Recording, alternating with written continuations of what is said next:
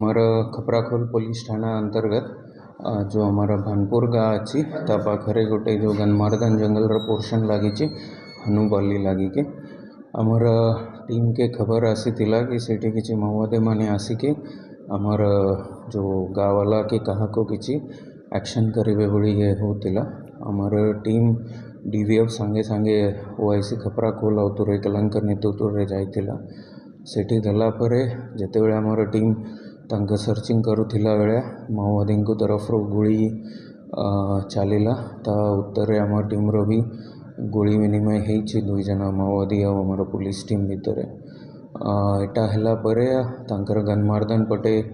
दौड़ी छंती आमर एबे भी बलांगीर तथापि बरगढ़ साइड रो अधिका टीम लॉन्च करिके कोम्बिंग ऑपरेशन कंटिन्यू रही एटा आगामी दिन रे भी आमर कंटिन्यू रहिबो किछि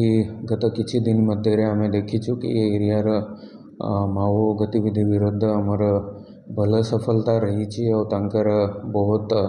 एरिया अफेक्टेड बहुत कम ही जाइए मार्च मसरे लास्ट ईयर आम बलांगीर रे गोटे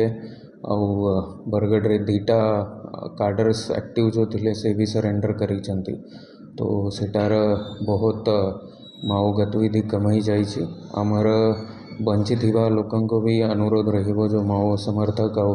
जो दल रे एक्टिव अच्छंती अपन भी ये हिंसार रास्ता छाड़ी दियंतु आमर मेन स्ट्रीम रे मुख्य प्रवाह रे आसीबा पई हम गवर्नमेंट तरफ रो बहुत भल सरेंडर रिहेबिलिटेशन पॉलिसी अच्छी तार लाभ नियंतु आउ एटा जो हिंसार रास्ता छाड़ी के से एरिया जो प्रकार विकास काम होचंती ता भितरे सहभागी हुआ।